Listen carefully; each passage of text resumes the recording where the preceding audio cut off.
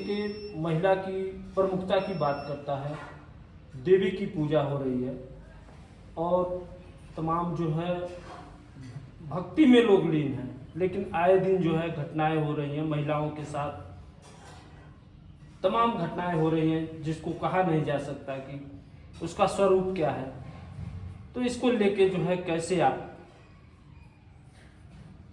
पटेल जी, आपका जो प्रश्न है बड़ा सुंदर है और आज का जो आम जनमानस है उसे यह बात जानने की चीज़ है कि आप जिस भारत देश में रहते हैं और जिस सनातन धर्म को मानते हैं, उस सनातन धर्म में वर्ष में 2 बार, एक चैत नवरात्र और एक शीतकालीन नवरात्र आता है, जिसमें माता की पूजा होती है। भारत एक मातृ प्रधान देश है। भारत पुल्लिंग शब्द है, लेकिन इसके आगे स्त्रीलिंग शब्द माता लगा हुआ है, भारत माता। भगवान कृष्ण को यशोदानंदन और भगवान राम को कौशल्यानंदन के नाम से जाना जाता था। पहले सीता तब राम, पहले राधा तब श्याम। यानी भारत एक मातृ प्रधान देश है। 9 दिन तक भारत में लोग बड़े धूमधाम से माताओं की पूजा करते हैं। आज भी माताओं का सम्मान करने वाले लोग निसंदेह हैं, लेकिन 95% ऐसे लोग हैं जो माताओं को संभोग या उपभोग की वस्तु समझ बैठे हैं, जिंदगी को एंजॉय समझ बैठे हैं, जो कि माताएं प्रजनन की एकमात्र शक्ति हैं, माँ है, जिससे सृष्टि की उत्पत्ति होती है।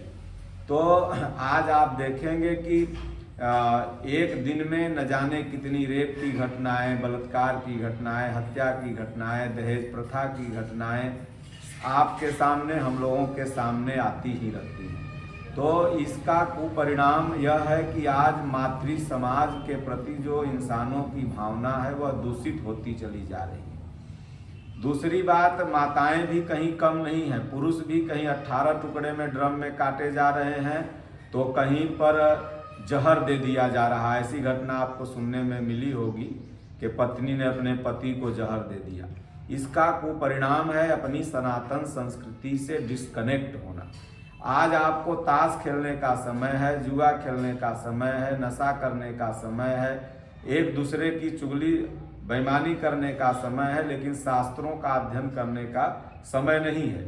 इसीलिए आप गीता और श्री रामचरितमानस जैसे साहित्य से अनभिज्ञ रहते हैं, और कुपरिणाम में यही निकलता है कि एक माता, एक पत्नी अपने पति की इज्जत नहीं कर पाती और एक पति अपने पत्नी का इज्जत नहीं कर पाता।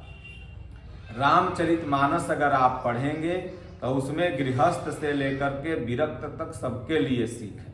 भगवान राम एक कुशल पति थे, एक कुशल भाई थे, एक कुशल राजा थे, एक कुशल नागरिक थे, एक कुशल पुत्र थे।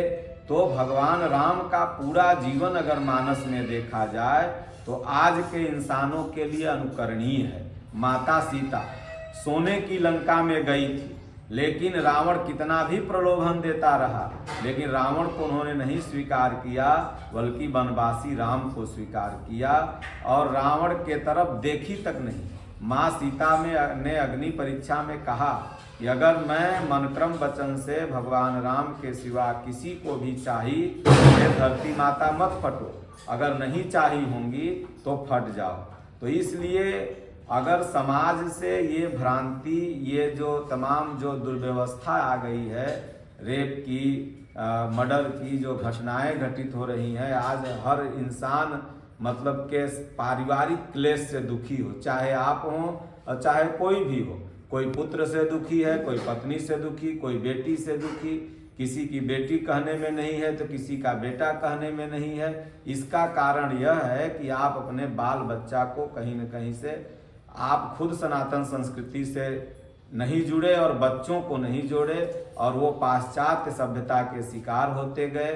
इसलिए आज ड्रग्स की, आज भारत में युवाओं के प्रति बड़ी संवेदनशील बात है कि हर 100 बच्चा में से 50 बच्चा कोई न कोई ड्रग्स ले रहा है। सिगरेट हो, गांजा हो, बीड़ी हो। शिक्षा दर भले बढ़ती चली जा रही है, लेकिन आदमी पशुवत होते चला जा रहा है। तो इसलिए मातृ प्रधान देश में अगर आप रह रहे हैं तो इस तरह की घटना हम लोगों को शर्मसार करती है। ये घटनाएं कभी नहीं होंगी अगर आप गीता और श्री रामचरितमानस को अपने ज़िंदगी में लाएंगे, पढ़ेंगे, तो आपका बच्चा भी संस्कारी बनेगा। आपका बहुत बढ़िया प्रश्न था और इसको आप अपने चैनल के माध्यम से समाज में डालिए कि हर बच्चा, बाल गीता हमारे गुरु महाराज ने लिखा है, गीता की हिंदी टीका यथार्थ गीता लिखी है, गोस्वामी जी की मानस है, वो सब पढ़ें और जितना समय मिल पाए 1 पन्ना 2 पन्ना, और उसके बाद अपने सिलेबस की बात पढ़ें, माता पिता के आज्ञा का पालन करें, तब आप राम बन सकते हैं, तब आप कृष्ण बन सकते हैं। नहीं तो सिर्फ जय श्री राम चिल्लैले से 2 पौआ लेके डीजे के